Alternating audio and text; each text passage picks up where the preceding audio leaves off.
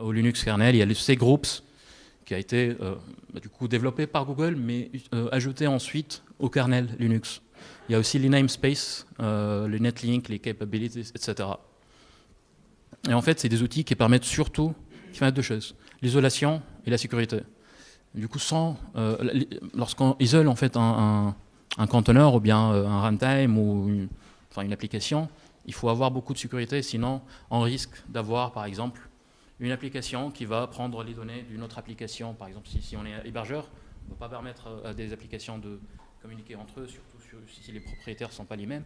Ou bien si, par exemple, un conteneur utilise beaucoup plus de ressources que les ressources allouées. Il peut faire un overflow sur la mémoire, sur le processeur, sur n'importe quelle ressource physique.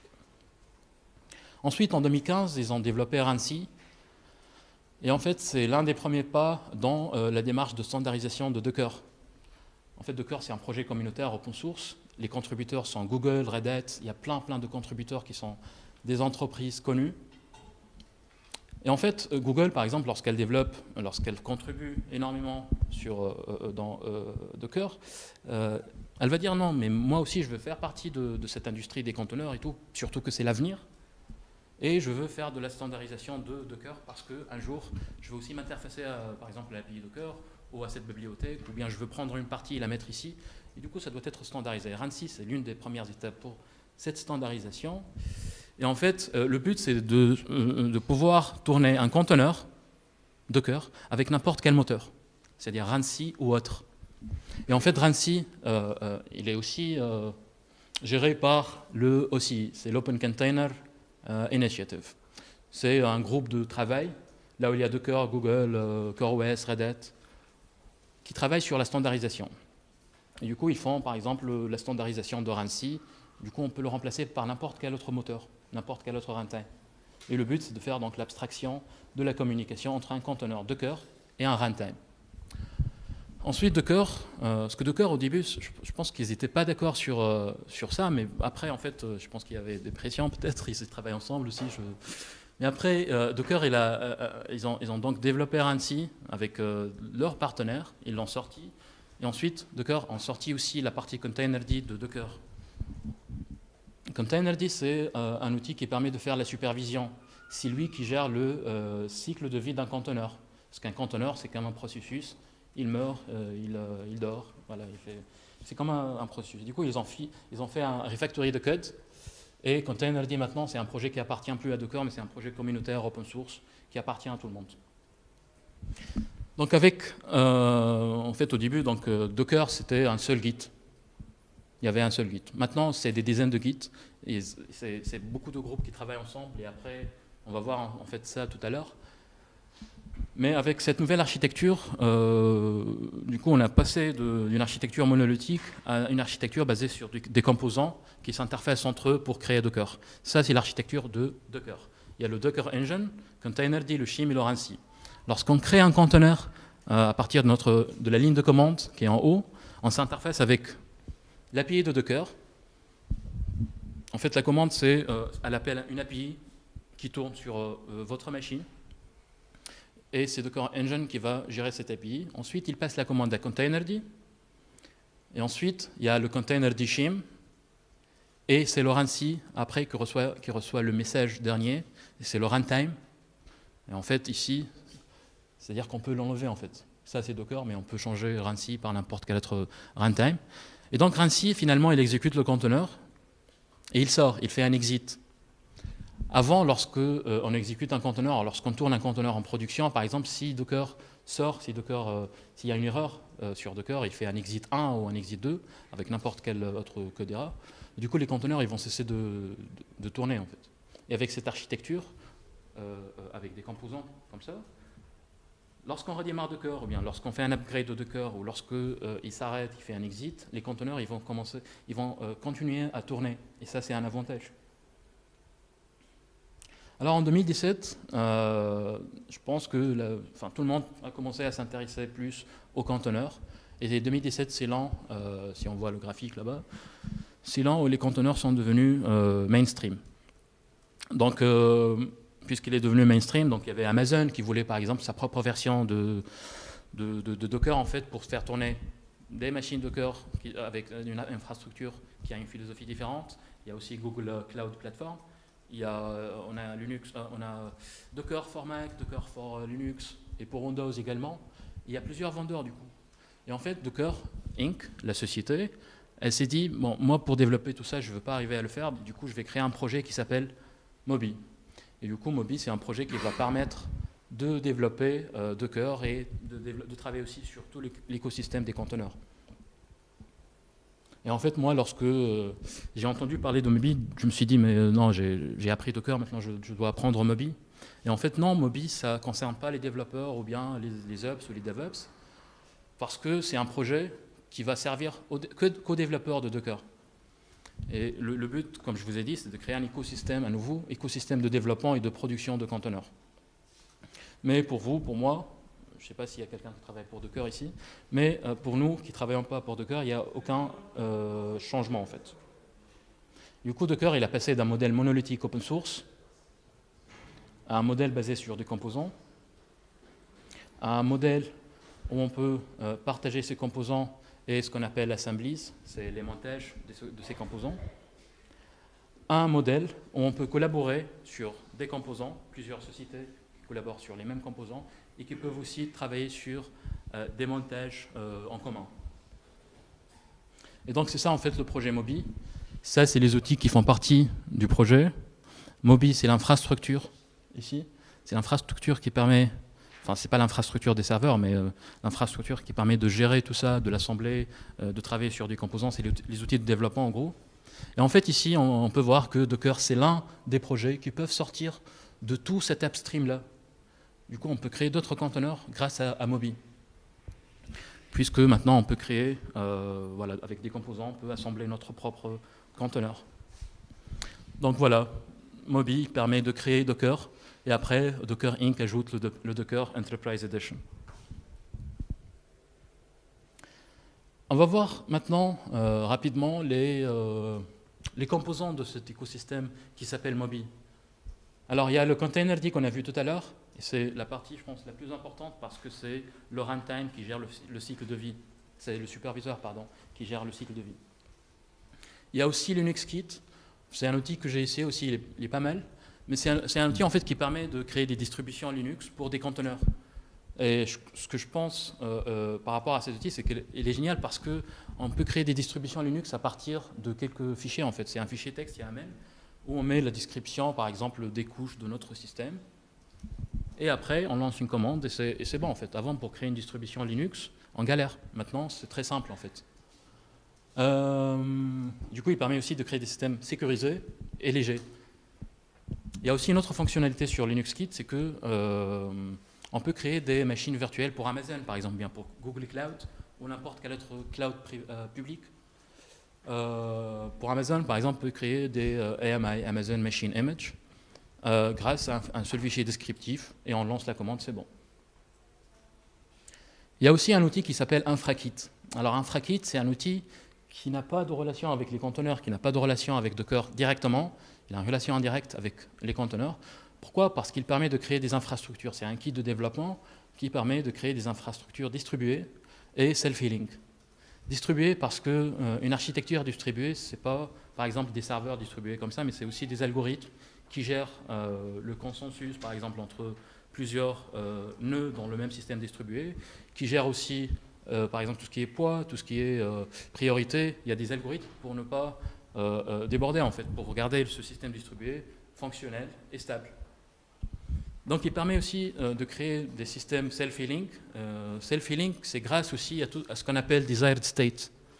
Le desired state, c'est-à-dire l'état dans lequel on veut voir notre infrastructure ou bien notre système distribué. Et c'est un concept, en fait, où on utilise un langage déclaratif. Je vais expliquer. Le langage déclaratif, en fait, pour décrire des infrastructures, c'est en fait la différence entre le procédural, je pense que tout le monde le connaît, c'est qu'on déclare en fait l'état où est-ce qu'on veut arriver. Par exemple, moi, je veux créer une infrastructure sur Amazon, du coup, je vais dire, moi, je veux un VPC avec des subnets privés et des subnets publics, et je veux un cluster qui tourne sur ce VPC-là. Pour le procédural, je dois décrire, je dois dire, je veux ça, après je veux ça, après je veux le VPC, et après je veux... En fait, je dois respecter l'ordre aussi, je dois respecter s'il y a des dépendances. Et le déclaratif, je dis à Amazon, tu gères, moi je veux ça, et toi tu gères. Donc c'est plus simple, c'est plus facile.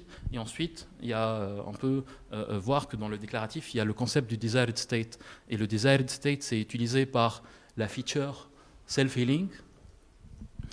Parce que, en fait, le superviseur d'une infrastructure, il va comparer le desired state et l'état actuel de l'infrastructure.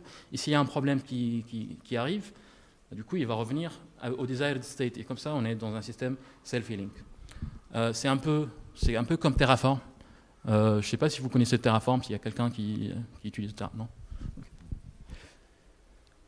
Non. Il y a aussi le SwarmKit qui fait partie de Moby. Alors le SwarmKit, c'est comme InfraKit, sauf qu'il permet de tourner des... déjà, il est utilisé par SwarmKit, mais il permet de tourner des applications distribuées. Des applications distribuées, c'est une application qui tourne sur un système distribué. Et du coup, il gère aussi des primitives pour la découverte des nœuds, pour faire le consensus basé sur l'algorithme Raft. L'algorithme Raft, c'est utilisé pour les systèmes distribués, justement. Et il fait aussi l'ordonnancement des tâches. Et en fait, Docker Swarm, qui est l'orchestrateur créé par Google, par Docker, pardon. Ouais, c'est différent.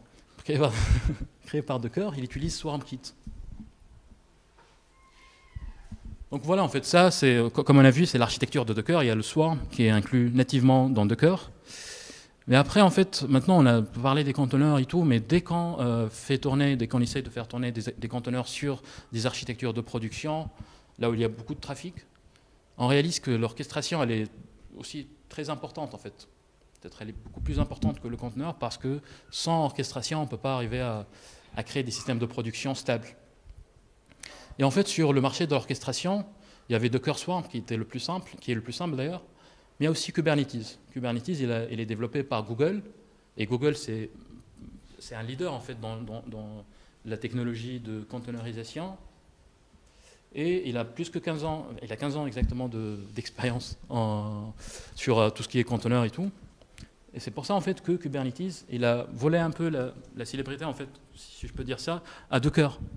Et donc je pense que là c'est un amour forcé, parce que Docker, il est obligé en fait de dire voilà, je vais mettre maintenant Kubernetes nativement dans Docker. Et du coup l'avantage d'utiliser les dernières versions de Docker, je pense que maintenant c'est juste disponible pour Docker for Mac et bientôt pour les autres versions, c'est que l'orchestration Kubernetes, elle est inclue directement, nativement, et c'est plus simple parce qu'on ne va pas installer Kubernetes, on ne va pas le configurer, ça vient avec Docker. C'est en cours de développement aussi pour d'autres versions. Et en fait, comme j'ai dit, l'orchestration, c'est un must. Pourquoi? Parce qu'on ne peut pas faire tourner un serveur de production ou bien des applications en production sans orchestration. Parmi les orchestrateurs les plus connus, moi j'ai mis 3, mais il y a beaucoup plus d'orchestrateurs moins connus que connus. Moi je connais des gens qui ont commencé à développer leur propre orchestrateur. Mais voilà, ça c'est le plus connu. Docker Swarm, en fait, c'est l'un des plus connus parce qu'il est simple à utiliser et parce qu'il vient dans les packages de Docker. Mais si vous commencez par exemple à vous intéresser, par exemple tout ce qui est orchestration, vous voulez travailler avec des conteneurs et avec l'orchestration, pour un débutant, pour quelqu'un qui commence, moi je conseille Docker Swarm parce que du coup vous n'allez pas apprendre de choses, vous allez apprendre Docker. Et après Docker Swarm, c'est un outil qui utilise la même API, le même CLI, et c'est beaucoup plus simple que Kubernetes. Mais une fois que vous maîtrisez Docker Swarm, passer à Kubernetes, c'est une très bonne idée parce que, d'après ce qu'on est en train de voir, Kubernetes est en train de prendre une plus grande part du marché de l'orchestration que d'autres concurrents.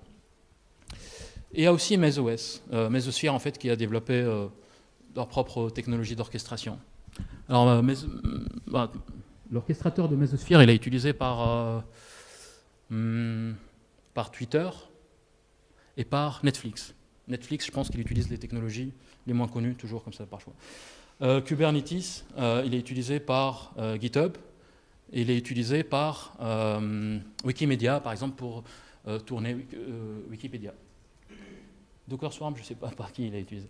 Du coup, pour l'anecdote, moi j'ai rencontré un développeur qui travaille avec Docker, c'est un développeur Docker, et je lui ai posé des questions sur Docker Swarm, il m'a dit directement, vas-y, utilise Kubernetes. D'accord, ok. C'est comme si tu vas à Monoprix, ils vont te dire non, mais c'est Carrefour, c'est là-bas. Donc Kubernetes, il est développé par Google et il y a des retours d'expérience réussis, par exemple par eBay, GitHub et Wikimedia, sur l'utilisation de cet orchestrateur-là. Et c'est pour ça en fait que les fournisseurs de cloud maintenant ils sont en compétition pour dire voilà c'est moi qui offre le service Kubernetes Managed, le meilleur quoi. Donc il y a OpenShift par exemple, Red Hat qui a développé OpenShift, c'est son plateforme de conteneurs et qui permet aussi de tourner un cluster Kubernetes facilement.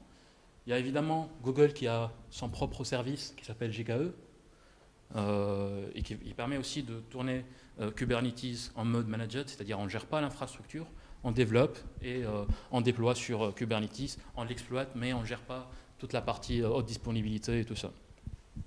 Il y a aussi Azure qui a développé le AKS. Il y a Amazon qui a développé, rien que pour les conteneurs, ils ont développé 3 solutions. Il y a l'Amazon ECS, c'est la solution en fait qui...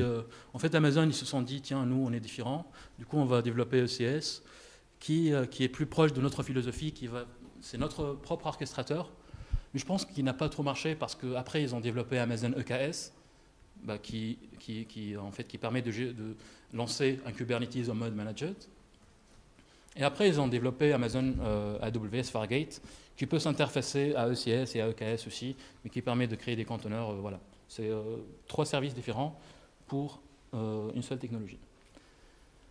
Bref, Kubernetes, en fait, c'est un projet open source et il est formé par des workgroups et des SIG, ce qu'on appelle Special Interest Groups. Et en fait, c'est des groupes de développement, comme on peut voir là-bas, c'est les différents SIG. Et il y a, par exemple, un groupe qui travaille pour Amazon, qui, par exemple, travaille sur la compatibilité entre Kubernetes et l'infrastructure Amazon. Sur Azure, pareil. Il y a des groupes qui travaillent sur OpenStack, etc. Et en fait, pour voir l'importance de Kubernetes et pour avoir une idée sur le futur de l'orchestration et des conteneurs, on doit juste voir les noms des sociétés en fait, qui contribuent à ce projet-là. Il y a Google, Red Hat. Google, c'est évident. Donc Red Hat, CoreOS, Alibaba, Microsoft, Samsung, Huawei, Canonical, IBM, Fujitsu. Il n'y a que des listes d'annonces qui n'est pas ici. Pour finir, en fait, il y a dernièrement, en fait, il y a Red Hat qui a acheté CoreOS, comme on a vu ici. CoreOS, c'est un contributeur et il y a aussi Red Hat qui sont aussi contributeurs. Donc les deux, ils sont contributeurs. Lorsque Red Hat rachète CoreOS, du coup, ils sont devenus le lead sur le développement du Kubernetes.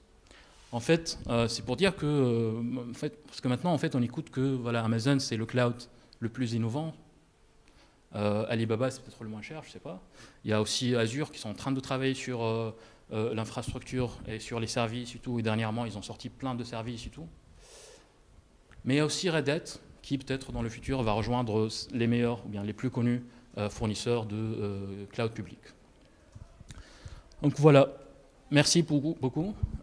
Si vous voulez rejoindre la communauté, c'est DevOps Links.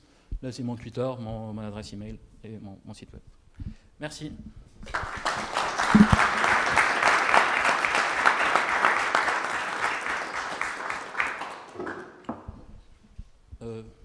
Questions-réponses?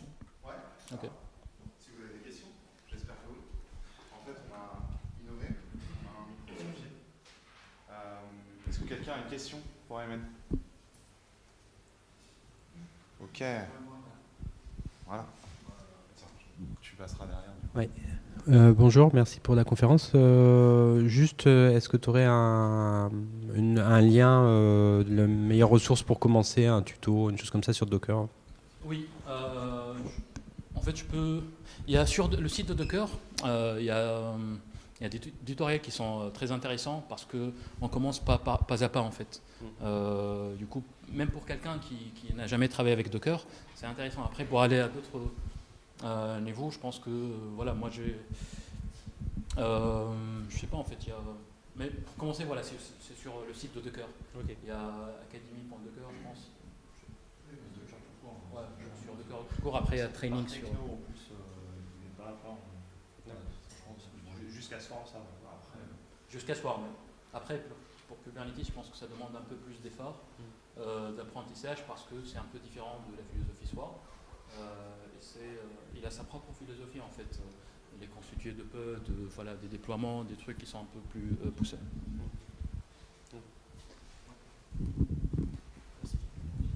Merci pour la conf. Je voudrais savoir, en fait, vous avez parlé de différents orchestrateurs, et je voudrais savoir au niveau de la production, lequel serait le plus intéressant.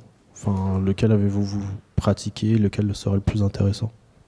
Le plus intéressant d'un point de vue technique, par exemple, ou bien d'un point de vue facilité? Maintenabilité et autres. Enfin, maintenabilité est le plus... celui qui pourrait supporter le plus facilement les charges, les fortes charges. D'accord. Moi, j'ai utilisé, par exemple, Docker Swarm au début, mais maintenant, enfin, c'est un choix personnel, c'est un avis personnel aussi. Je pense que Kubernetes, lorsque je l'ai utilisé, il est mieux en fait que Docker Swarm. C'est une solution plus complète pour faire de l'orchestration et pour s'interfacer aussi à d'autres clouds, par exemple pour s'interfacer au cloud de AWS, pour créer un load balancer natif à AWS avec Elastic Load Balancer d'Amazon. Kubernetes permet de faire ça. Docker Swarm, non, il ne permet pas de faire de ce genre de trucs avancés. Donc je te conseille de commencer à apprendre par Docker Swarm et après d'aller à Kubernetes. Mais pour la production et la stabilité et tout, moi je préfère par exemple travailler sur une solution managed, que ce soit sur Azure ou que ce soit sur AWS, peu importe. Comme ça en fait je garantis qu'il n'y a pas... Comme ça je ne gère pas la partie infrastructure de Kubernetes. Je gère juste les déploiements, je gère l'automatisation par exemple. Okay. J'avoue qu'au début, c'est mieux d'apprendre comment le déployer tout seul, comment l'utiliser. Comme ça, en fait, tu connais les principes, tu fais un reverse hack de toute la partie managed, et comme ça, tu apprends mieux. D'accord. Ok, merci. Je t'en prie. Merci pour l'historique, c'était un peu violent, mais bon, c'est cool.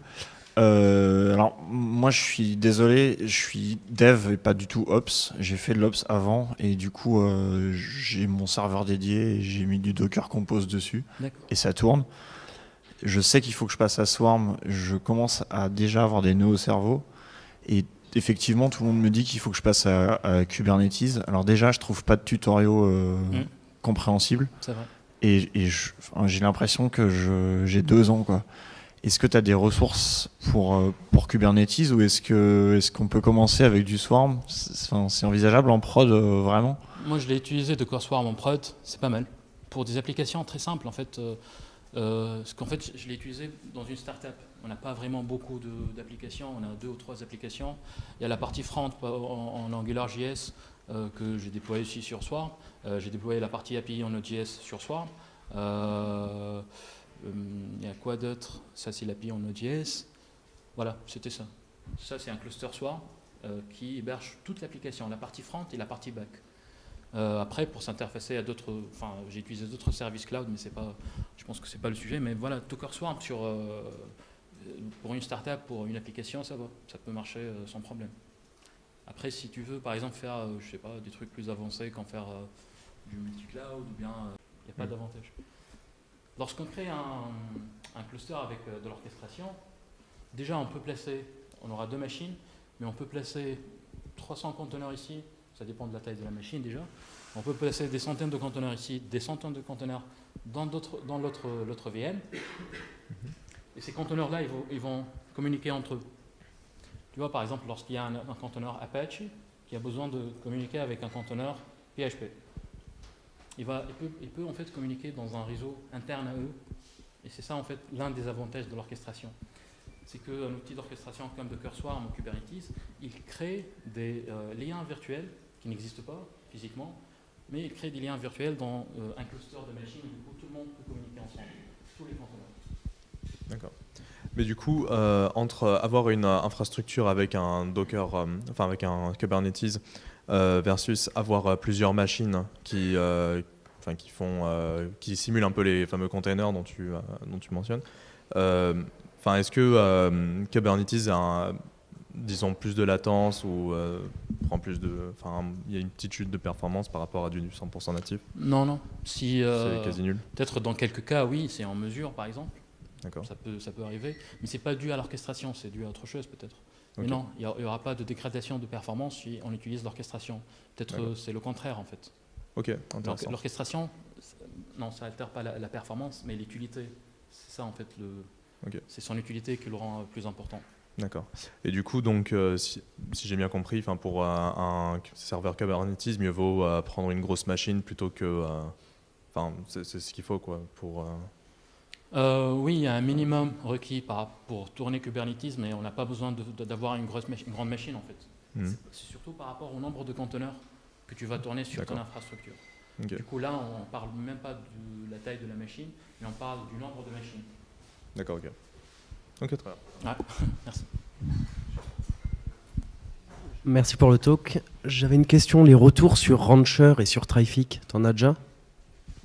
Oui, Rancher, je l'ai utilisé. Bon, l'avantage dans Rancher, c'est qu'on peut utiliser une interface graphique web et on ne va pas aller à la ligne de commande pour faire des manipulations, etc.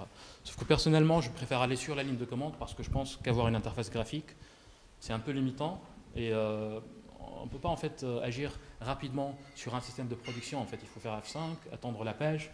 Probablement, il y aura une erreur, je ne sais pas, un truc de CSS qui n'est pas compatible avec mon browser. Alors que ça n'arrive pas dans un terminal en fait. Tout est carré, tu as toutes les commandes disponibles, tac, tu tapes, et c'est surtout lorsqu'il y a un truc urgent en fait. Donc c'était quoi la question? Et Traffic? Le trafic? Non, Traffic. Ah, Traffic, oui. Traffic, il y a un développeur français qui a développé Traffic qui est plus optimisé en fait pour gérer des microservices. Je l'ai utilisé, mais pas dans des systèmes de production. J'avoue qu'il n'y a pas trop de solutions comme Traffic. Je pense qu'il y a un ou deux, mais c'est pas très connu. Mais Traffic, même sur GitHub, il est de plus en plus. En fait, il y a de plus en plus de contributeurs. Donc oui, c'est un outil qui est pas mal pour gérer surtout des microservices. Les features et les options qu'on a dans Traffic, ils permettent de gérer des microservices, mais aussi des conteneurs. En fait, la relation entre microservices et conteneurs, je pense qu'avant, en fait, on parlait des microservices, on parlait des conteneurs. Maintenant, on est en train de parler des deux en même temps, en fait. Microservices, on en parle moins, d'ailleurs, je pense, je sais pas. Mais pour moi, un microservice, il doit tourner sur un conteneur. C'est parmi les best practices, en fait. Et ça aide aussi à... tu vois, il y a des patterns pour créer des microservices, comme par exemple la découverte, ou bien les health check. Et du coup, Docker, avec des outils d'orchestration, ils permettent de faire ça. Je te remercie. Merci. Bonsoir et merci. Bonsoir.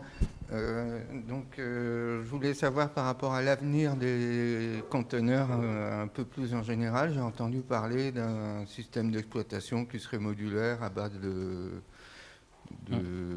conteneurs qu'on assemblerait suivant ce qu'on veut. Est-ce que vous pouvez en dire un mot?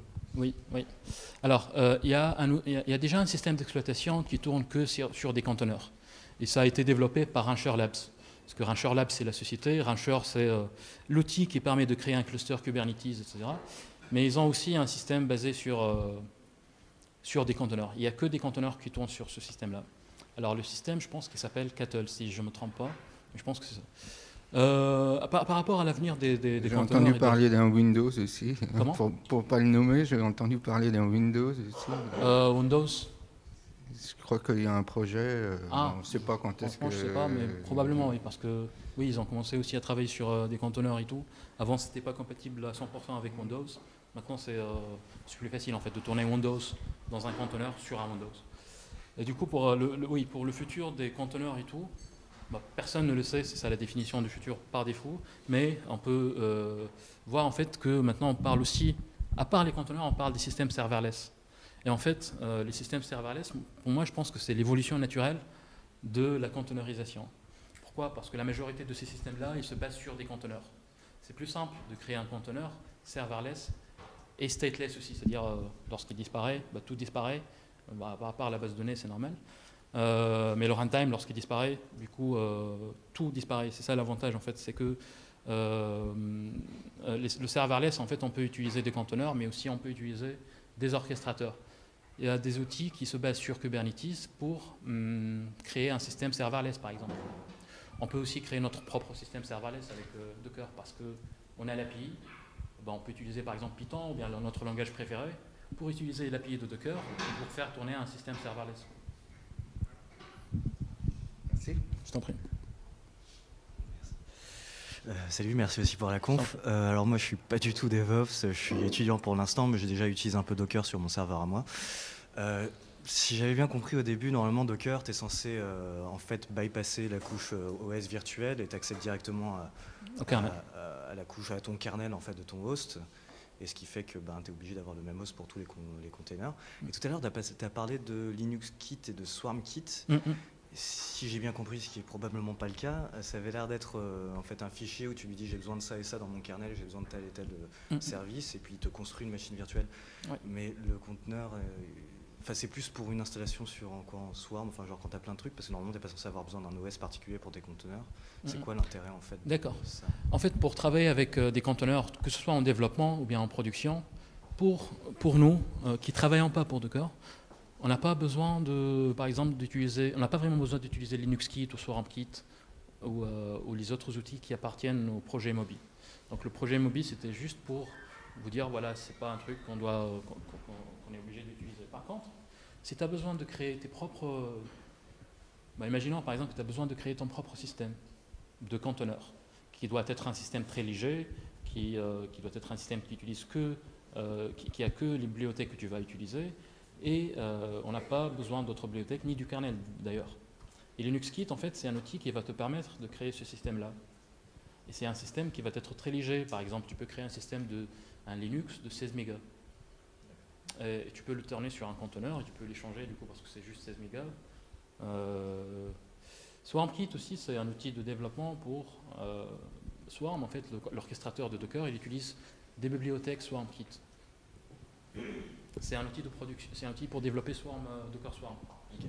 Ça n'a pas d'intérêt en fait pour toi, ton utilisation perso, mais c'est plus si tu as envie de t'amuser à développer un nouveau conteneur. Non, pour exploiter et utiliser Docker en production, on peut utiliser LinuxKit, mais par exemple SwarmKit, on n'a pas vraiment besoin de l'utiliser. Sauf si on veut créer nos propres conteneurs personnalisés. Tu vois, si on veut avoir plus de personnalisation, on peut utiliser ces outils-là. Merci beaucoup. Sans prie.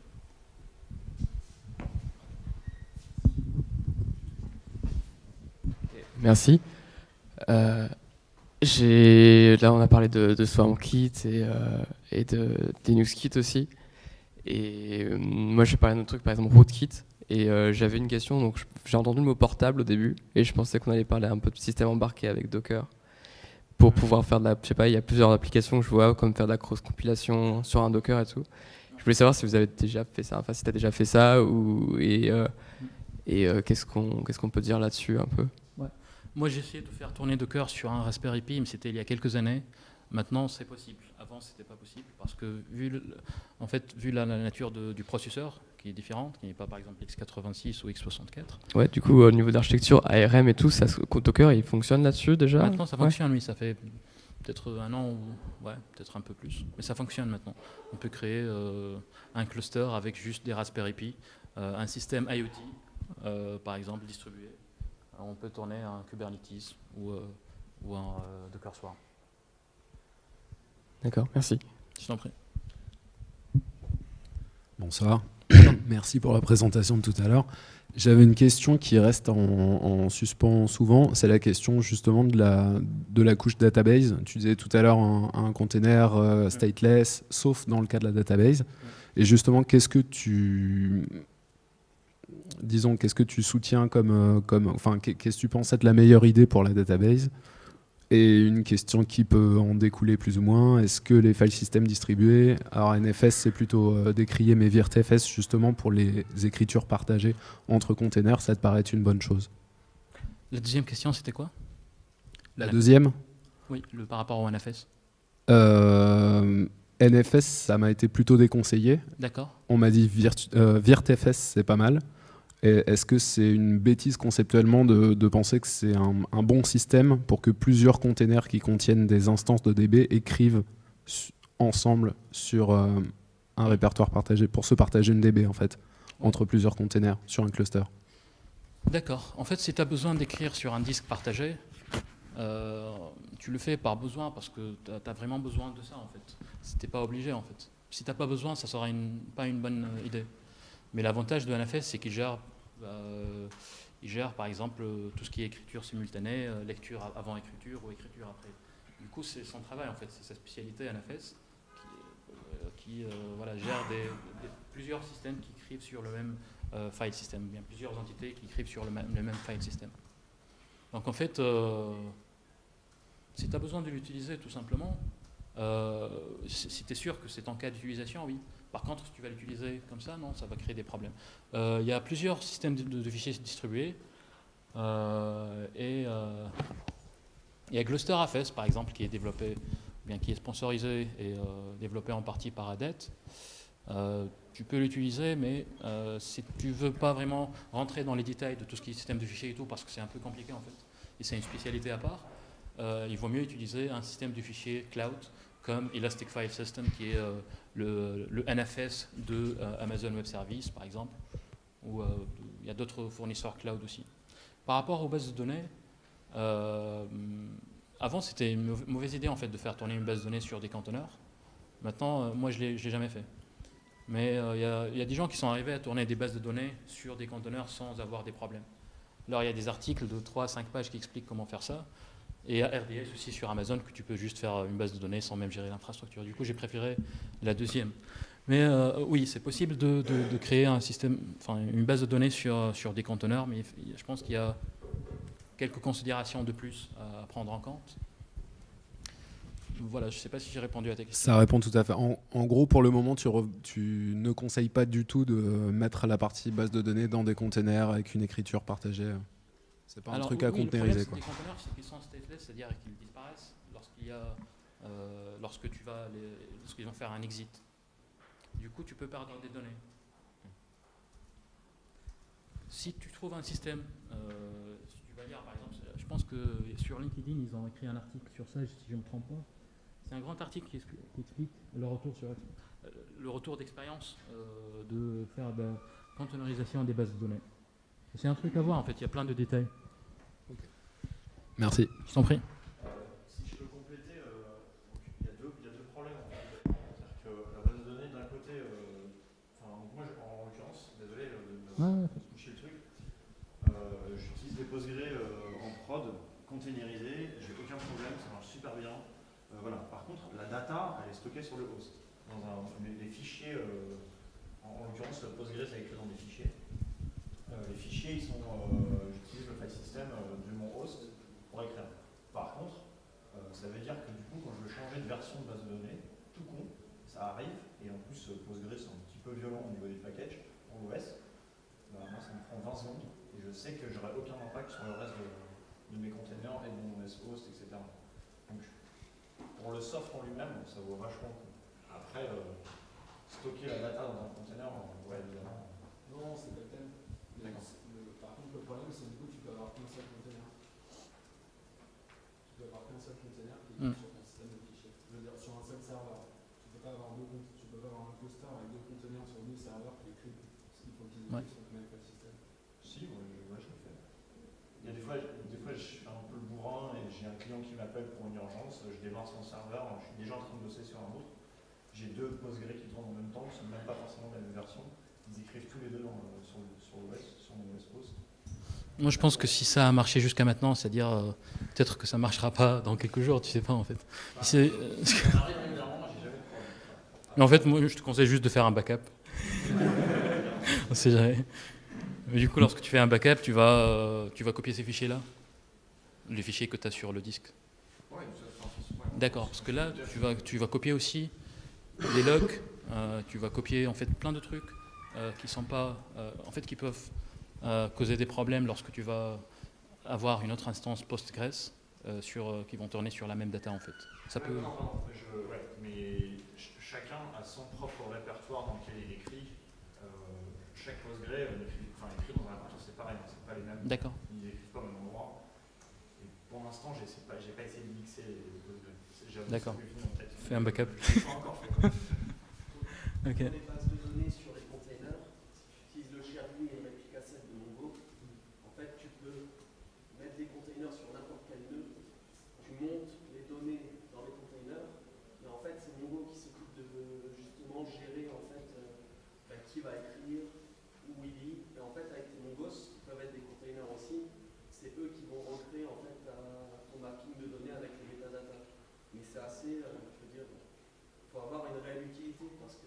tu rentres dans une infrastructure où ça peut te coûter directement 500 à 1000 euros juste de serveur pour faire tourner un bon. Ouais.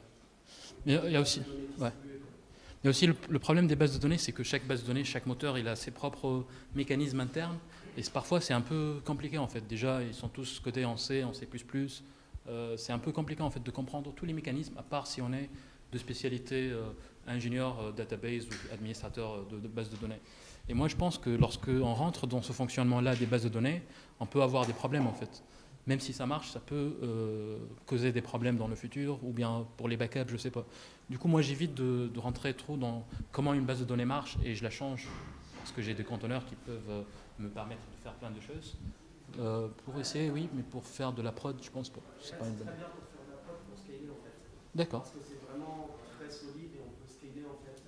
Si on a trop de requêtes mais pas assez d'écriture, on scale les Mongos. Finalement, ceux qui vont taper pour redonner la data. Et si on a beaucoup d'écriture et finalement très peu de requêtes, parce que c'est des écritures très lourdes, on peut scaler justement l'équivalent des OSD qui vont eux écrire en fait. Ok. Et donc ça c'est vraiment très pratique, mais c'est juste, il faut être DBA et oui. Faut pas se planter oui. parce que tu te plantes dans un container, tu as ouais. Ouais. Faut savoir que ce qu'on a fait, il est vraiment compatible avec comment ça marche. Mais c'est une des meilleures solutions aujourd'hui avec Docker parce qu'en fait Mongo intègre, c'est déjà un file system partagé en fait. Ouais. Donc c'est comme monter CFFS de Red Hat, c'est en fait un file system distribué. Qui est déjà très complexe. D'accord. Ok. Et ça a été développé par MongoDB pour Docker ou... En fait, MongoDB l'avait déjà utilisé pour eux pour scaler, mais sur des nœuds. En fait, à la base, on a installé sur des nœuds différents à Mongo, c'est des différentes choses. Mais en fait, on ramène tout le nœud dans un cluster, dans un container, et c'est scalable en fait très simplement. Mais parce que ça a été conçu en fait pour être scalé sur des nœuds. Ok. Donc c'est pour ça que c'est natif en fait. D'accord.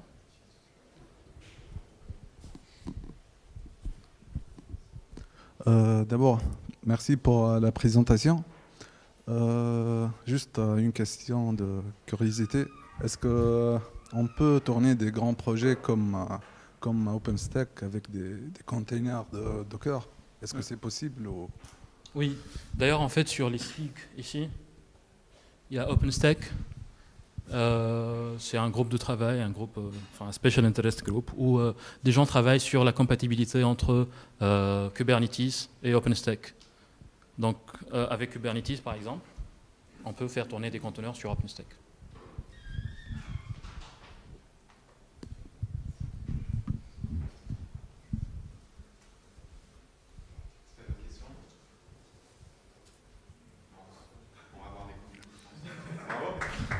Merci. Et juste, il y a des stickers aussi, si vous voulez. Ah, il y a des stickers, ils sont très ici, juste.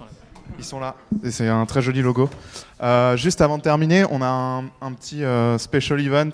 C'est qu'on a fait en fait, on a sponsorisé pour la première fois de l'histoire de Comet. Bon, Comet n'est pas très vieux, hein, ça fait un peu plus d'1 an qu'on travaille sur ce projet. On a fait un petit jeu concours, on a sponsorisé un événement qui était Angular Europe la semaine dernière, que peut-être certains d'entre vous connaissent. Et on a la chance en fait d'avoir un gagnant qui est parmi nous aujourd'hui, qui est Gauthier. Donc Gauthier, il va falloir que tu viennes récupérer ton lot et que tu montres à tout le monde ce que tu as gagné. C'est aussi le prix à payer d'être dans la communauté Comet. On va t'afficher un peu. Mais voilà, bravo Gauthier. Il y a Mehdi qui va te remettre ce cadeau. Voilà. Et donc on t'a mis plein de petites choses à l'intérieur. Donc voilà, c'était l'occasion de mettre un coup de projecteur sur ce sponsoring. Si vous avez besoin de sponsoriser vos événements, faites-nous signe. Peut-être qu'on aura les moyens de vous aider et de faire gagner des trucs cool à vos attendees et à nos freelances. Et du coup, on a exceptionnellement un deuxième gagnant qui s'appelle Hugo. Pardon Hugo, on ne se connaît pas encore, je crois que c'est la première fois que tu passes ici. Voilà. Bah écoute, voilà. Et je crois qu'il y a les pizzas qui frappent à la porte. Donc c'est vraiment le temps de boire des coups et de manger des pizzas. Merci à tous.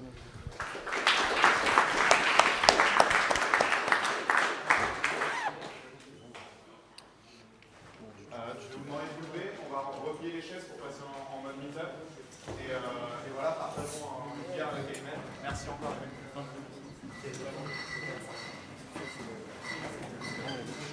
Comment ?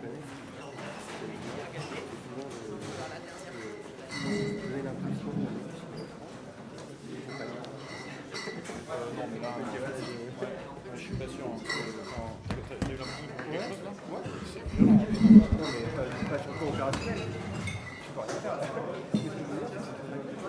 Ouais, mais c'est clair, mais j'ai pris un historique quoi. Moi j'espérais qu'il allait nous expliquer un peu comment ça marche, etc. Ouais, pas trop loin. Ouais, non, mais en fait, ça dépend de comment tu aimes recevoir de la connaissance. Ça va? Vous avez venir t'aider? Ouais. Mais un peu moins que toi parce que lui il va se faire. Ah oui, d'accord. Ça va réaliser parce que. Yes, un peu. T'es en plus. Ouais, comme tu dis, t'es pas dev. Mais en fait, je suis en train de